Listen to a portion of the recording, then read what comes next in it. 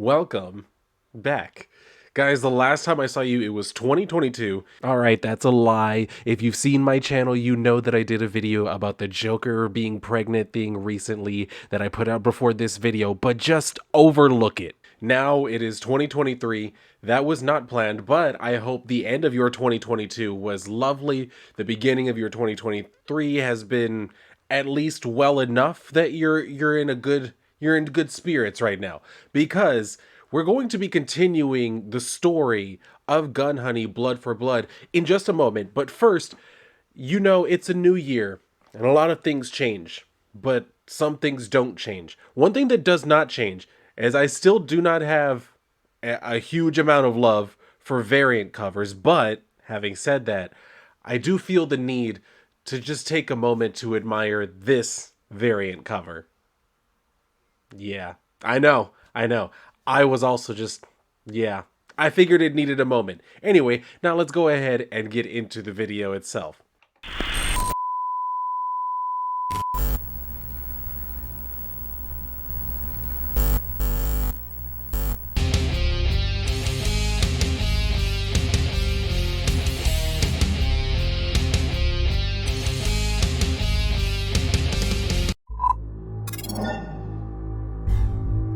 All right, so we're here to discuss issue number 3. If you remember, we had the overall setup from the story. If you don't remember what's going on, feel free to go back and watch the first 2 videos on this particular setting. But we're going to be picking up the story from basically where we were leaving off before, which, if you remember, was on the RV, and now Joanna has found Ernie, and also Filippa has found her way onto the RV as well, so we're about to see what's going to happen with that. But having said all of that, let's jump right into the story itself. Now, the first thing that you're going to notice from this is that this starts out with actually a little bit of an origin story for Filippa here. And she starts out with the inner monologue as she's saying, Bert and Ernie, like Laurel and Hardy, Ben and Jerry. Who'd expect anything bad from guys called that? No one ever died from eating Chunky Monkey. What that bastard Ernie cooked up, on the other hand. Were there raves ever about the music, or did people always go just to get high and get laid? I wouldn't know. I'm too young to have ever experienced a rave. So if anybody out there has ever gone to one, feel free to let me know if there's anything you saw there that would let you know, was it ever about music or was it about people going to get high and get laid? I do remember hearing about there being a lot of drugs that were used at raves, so I think that part's definitely true. The music or getting laid part, who knows? But considering it was usually young people, it's probably the latter. So anyway, Ernie is there and he's telling a girl that one dose and she'll see God. And then she's saying, your parents had been going since before they had you. Might be why they had you. Which, yeah, I mean, apparently if her parents like to go to raves and, hook up with people, at some point, that's probably how she got made. Which, people have worse origin stories than that. So I would take that as just a weird story about yourself that you could tell to close friends and move on. But she didn't move on. She says they weren't going to stop for anything. And we can see where they basically just left her alone at home and they went out partying. And we can see where basically as she's sitting there on the floor, she's looking at the clock like, it's been a long time and my parents still aren't home. And then obviously the inevitable happens. And she's saying until one night they did. They finally did stop for something. And we see where, apparently it was this huge scandal where 47 people died at this particular rave, presumably, of course, from drug overdoses. And we can see even in the cup right here, I didn't realize until right now that I'm looking at it again, that it actually has the shape of a skull in the coffee cup, like in the coffee itself. That's pretty cool. That's a nice touch. Like I said, hadn't noticed it until just now, but now that I'm noticing it, very nice touch. Anyway, so it says, they came in the morning when you didn't show up for kindergarten, which sounds about right. It says, your parents were only children. Your mom was estranged from her family, changed her name and never looked back.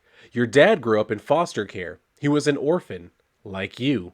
5 foster homes in 3 years. You ran away from every one, which is unfortunately all too common in the foster care system.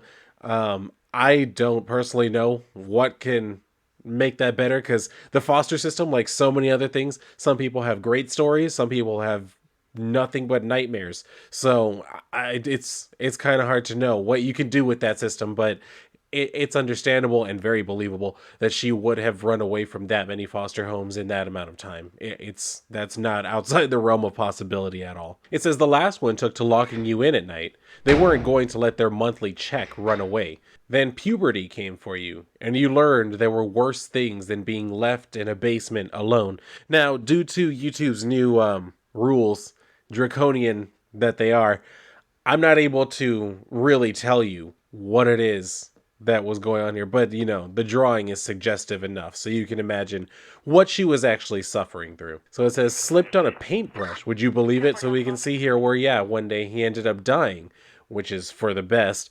Considering she was able to make it look like an accident, that's pretty good. If it were me, I probably wouldn't have been able to make it look like an accident. You know what I mean? So good for her that she had that amount of control and restraint. You weren't in jail, but the next place they sent you had bars on the windows and detention in its name. You stopped talking around that time. What was there to say? Checkmate? But then you got a visitor. You beat her twice, fair and square.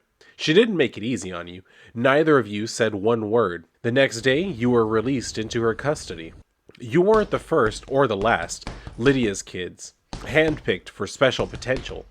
What did she see in you? This girl who wouldn't speak and who'd killed a man. Potential, yes. God knows that. Every job she ever gave you, you carried out successfully.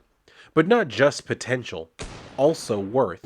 She gave you your voice back. You took her mark with pride. You would have done anything for her. And then, holy Christ, and then we see where all of a sudden the RV like pulls off the road and starts going towards this gigantic cavern. Joanna's even noticing that change. She says, hang on, do you feel that? We've left the highway. So he's telling her John will sometimes take a shortcut, she says, through the side of a mountain. And then he's asking, why are we stopping? She says, get in the back, lock the door, and don't open it no matter what you hear. So he's asking, you know, what's going on? Why would John drive us here? And she says, John's not driving. So he's asking, well, then what's he doing? But she says, he's dead. Of course, she's already figured out who it is that's here. And of course, yeah, Filippa runs in and is saying, where are you, old man? You ready to see God? And I'm not going to lie to you. If you had some sort of just hell-bent death vendetta against a drug manufacturer, creator, whatever you want to call it, and you run into the room, guns blazing, almost literally, and you're ready to kill him, I think one of the best ways that you can scare him is to ask if he's ready to see God. Just the same way that he said it to like his customers and everything. That is the perfect way to run in the room when you're ready to kill him. So I gotta give her credit for that. So as she's standing there, all of a sudden Joanna actually gives her a nice what for with the door there, and then kicks the gun out of her hand. So she turns around and notices her. She says, Joanna Tan, you must have a death wish, as she basically just kind of like gives her an elbow to the face. And then Joanna comes back with a punch, which she easily stops. But then she tries to kick her, which is also stopped. And then she picks her up off the ground. But honestly, the way that Joanna's posed here, I'm not really sure how believable this is. Granted, it is like within that moment. It's just like the way that she's being held, her arm is being held. It kind of makes it hard to believe that she would be holding her body up like that, because she would have to be resting all of her body weight like on that arm, wouldn't she? That would be really hard to do. But anyway, she's telling her that she'll deal with her later, and then she proceeds to just throw her out of the damn RV. So of course Joanna takes a minute to kind of recover, and then Filippa goes to actually finish the job and kill Ernie, but we can see where he's actually trying to escape, and she's telling him, go ahead and run, see how far you get. And he's actually managing to do a pretty good job, not gonna lie. This was very wise of him to do, just run away. He has no way of like being able to stay in this fight, so his best bet is to run away, and he's managing to do that almost pretty well until she shoots him in the knee. And of course that, takes him down. And then he's lying there as she walks up and says, they weren't much, my parents, you son of a bitch, but they were still mine. She goes to pull the trigger, but right as she's doing that, of course, Joanna comes in with the drop kick. and knocks her out of the way. So she points the gun at her now and says, "What are you going to do now, Joanna? People say you can get a gun anywhere, but I really don't see how you'll pull that off here." And then she hears a voice from behind her saying, "Maybe you should look behind you, Filippa. Put the gun down slowly." And we can see where it's Brooke. He's holding a gun to her. So she does as instructed and goes to put the gun down, but it was a fake out. She, tries to duck and manages to get behind this stalagmite, stalactite. One of those is the one that grows from the ground up. Anyway, she goes and grabs Ernie and says, "I don't take orders from you anymore, assistant director." And then she even starts to lift him up off the ground because she's that big. And then he's saying, "Who are you taking orders from these days?" She just says, "My conscience." And then she proceeds to shoot him in the side. And then she just kind of like dumps him off to the side as she lays down some shots at them to kind of throw everybody off. And then she jumps on the bike and rides away as Brooke is shooting at her. So Joanna's asking him, "What took you so long?" He says that he had to land a helicopter, which, all right, fair. She's saying, "Well, do what you can," as she jumps back into the RV and saying, "And let's see what you can do." And obviously takes off. So he's left there with Ernie just dying, saying, "Do what you can." And what's that? He's saying, "Why does she always leave you with dead men or dying ones?"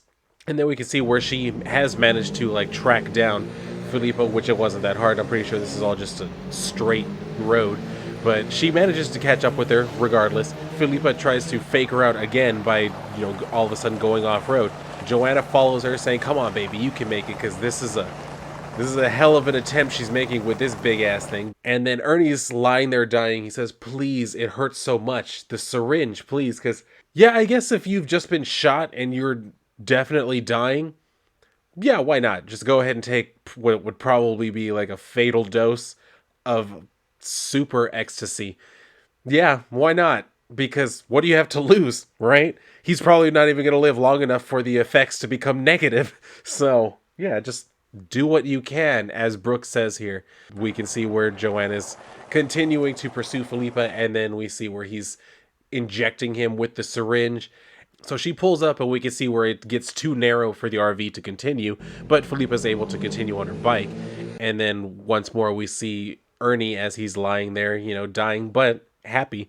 So then we go back over to Joanna, who's obviously upset, saying, "God damn it," as we see a drone flying over Brooke, which will become important here in a little bit. She comes back over to him and he's telling her, he's gone. She's saying, "Yeah, so is she." So he's saying, "2 men dead, one of them a wanted fugitive.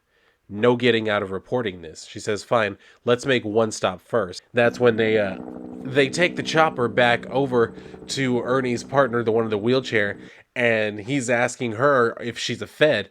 She's saying, "No, he's a Fed. I'm just along for the ride." And so he's like, "Okay, well, that's a nice ride." And then he says, "I can save us both some time, Mr. Fed. Decorated veteran here, disabled. I know damn well that little lady wasn't wired. You'll never make a drug charge stick," as he's handing him like his attorney's card. So she leans down to him and she says, "How about murder?" She says, "Ernie's dead. Before he died, he told me he was planning to reach out to his old partner. Who wouldn't want that? His new partner. You paid to have Bert targeted, to keep them apart. You didn't figure on Bert striking back, or on a savvy killer arranging to get paid by both sides." So he's like, "Well, you can't prove it." But she says, "I don't have to. If you're not in my friend's protective custody, you think Filippa will leave you alive long enough to inform on her?" So realizing that he is thoroughly screwed, he says, "What do you want from me?" She says, "Everything you know about where Filippa might be headed next." We go back over to Bert, who is getting word from his men that he has a private call on line 1. So he says, "I have to take this. Tell the prince I can't make it. My daughter, he'll understand." So he says he'll understand, but he'll also tear up the check. So he says he's looking at his tablet and he sees, Ernie's dead. And he's saying, "That was fast. It's done?" She's saying, "No, half done." And he's like, "Well, you know what? It's enough. He's gone. I'll pay you for both, but you don't have to do the woman." She says, "It's not so simple. She's still gunning for you. Plans to shoot you in Monaco." So he says, "I've canceled Monaco. I'm not even going. You have to go," she says. "I can be ready for her there. If not, who knows when or where she'll strike." So he turns to his guy and he says, "Tell the prince I'll be there." And this brings us back over to Brooke, who is, actually doing his day job when another, officer comes in and says, Assistant Director Barrow, Director Kruger asked to see you. He says, I've got 2 more reports to, but he cuts him off. He says, he said right now, sir. So, of course, he gets his ass over there. And he just walks in as his director looks at him and says, Brooke, Jesus, Brooke, you of all people, I'm very disappointed. He just says, sir? And that's when he kind of shows him, the video evidence they have of him taking evidence, going, giving it to Joanna. And then, of course, the events that led up to Ernie's death. He says, you going to tell me these aren't you? That this was all faked? He says, no, it's not fake, but I can explain. He just slams his, fist on the desk. He says, your gun and badge, agent, and turn yourself in for interrogation. He says, Brooke, don't make this any worse. I want 24-hour guards on him.